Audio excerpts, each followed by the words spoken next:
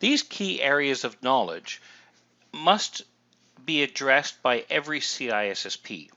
We can expect questions from every one of the key areas of knowledge.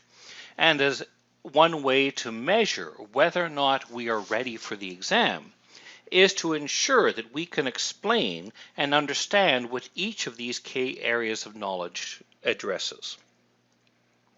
The first within this domain is to understand and apply the concepts of confidentiality, integrity, and availability. These three core terms have been used for over 40 years to describe what is information security, to give security a way that it can be measured, a way that it can be assessed, to ensure that security is delivering on a defined set of objectives. In fact, we could say that these three terms, confidentiality, integrity, and availability, actually describe the very core concept of what security really is, and provide a way then to report to management on the progress and development of the security program. The second of the key areas of knowledge within this domain is to apply security governance principles. We mentioned already the importance that security is aligned with business goals. If security is truly aligned with thinking strategically and is invested into helping the business to succeed, that is much more likely we'll have the senior management support we require. Security, like everything else, needs a budget, and that budget must be based on clearly defined deliverables. These are often described in a business case. And we must remember that the CISSP is the certification for security managers. We are expected to be able to manage a security department. That often requires the creation of business cases to justify investment, the management of budget to ensure that we find a correct balance between security and cost, and the efficient use of the resources we have, whether or not those are people, equipment, and time. Our goal is to build security into every organizational process. In the end, security is everybody's job, and every part of the organization must deliver a consistent level of security. This means, in many cases, as the business grows and evolves, we have to ensure that security is being considered in those developments and changes within the business.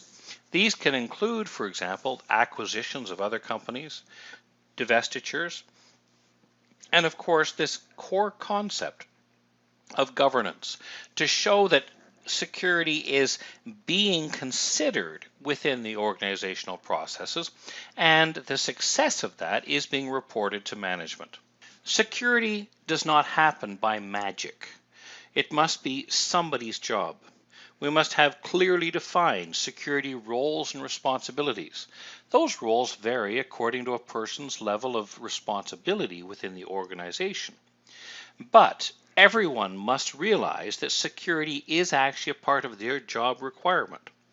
We will look in later domains at system ownership and information ownership, and those that have a specific and higher level of responsibility for the protection of the information assets of the organization. One of the great things we have available today is a wealth of control frameworks, a wealth of proven standards that can be used when we put together a security program. The CISSP should consider the use of some of these control frameworks. They should be familiar with what frameworks and best practices are available, so those can be considered in developing then our security strategy, and from that security strategy, our security plan. Our responsibility as managers is to protect others from unreasonable harm. We should do what we can to exercise due care, to put in place the protective measures to try to avoid any type of a harmful situation to a person, the organization, a process, or the assets of the organization. To follow up with that, we should also exercise due diligence. Whereas due care is much more about trying to prevent and taking steps to try to ensure that adverse events don't happen, we have to, through due diligence, follow up and make sure that those controls are actually working effectively. A key area, and a lot of our work today, focuses on this idea of compliance, demonstrating that we are compliant or aligned with the various legislative and regulatory requirements we are faced with.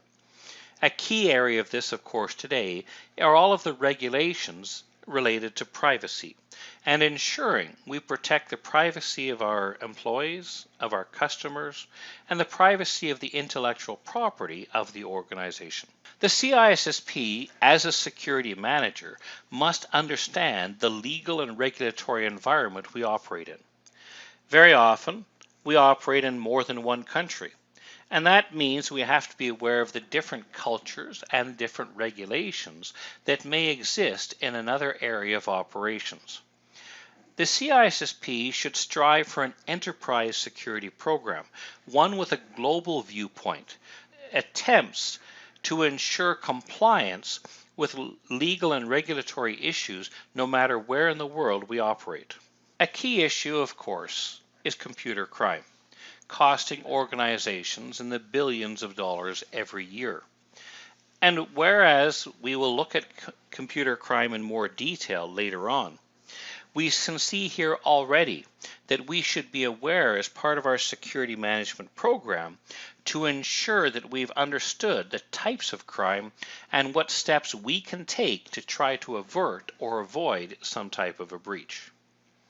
We need to protect our various forms of intellectual property, patents and trademarks, to ensure that we are ourselves following licensing agreements, but also making sure that those licensing agreements are also being followed up on.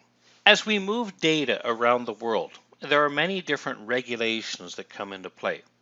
The area of transporter data flow quite often means that I could have a potential conflict between the ability to conduct business but still be compliant with the various regulations in different countries, especially where some of those regulations may actually contradict one another. One of the areas applying to this, of course, is the area of cryptography and the need to ensure that we have import and export controls in place to ensure we're not violating the laws of any one country, especially with the movement of cryptographically protected materials and cryptographic algorithms around the world. This includes algorithms that may be built into our hardware or software. We need to protect the privacy and ensure that we are in compliance with the regulations and reporting requirements about privacy issues, especially if we had some form of a suspected or very real data breach. Ethics are a person's personal beliefs of what is right and wrong.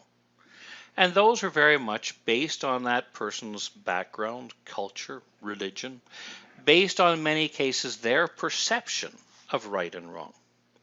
But for our organizations, we need to have an ethical stand, an ethical position where we can ensure that all of our employees know what is acceptable from our corporate or organizational perspective. How do we ensure that people are behaving in an ethical manner? That is through setting out what our ethical position is and making sure that is communicated with all of our staff. That should also be enforced through due diligence to make sure that people are abiding by those organizational ethical positions we have established.